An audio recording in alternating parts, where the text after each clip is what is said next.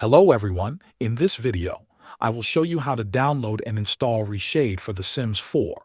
To get started, open your browser and go to reshade.me. On the website, click the download button and choose the latest version available.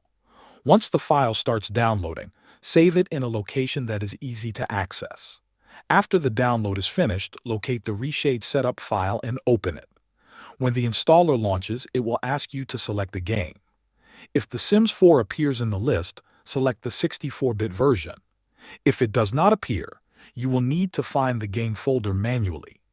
If you are using the EA app, go to Library, find The Sims 4, click the three dots, choose View Properties, and then click Open Folder. From there, open the game folder, then open the bin folder.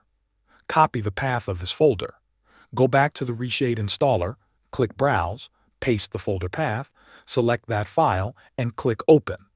Continue with the setup and choose DirectX 9. If that does not work later, you can reinstall and try DirectX 10, 11, or 12. On the effects screen, you can select all effect packages and continue. Wait for the installation to finish, then click Finish. Launch The Sims 4. If it is installed correctly, a message will appear that Reshade is installed. Thanks for watching.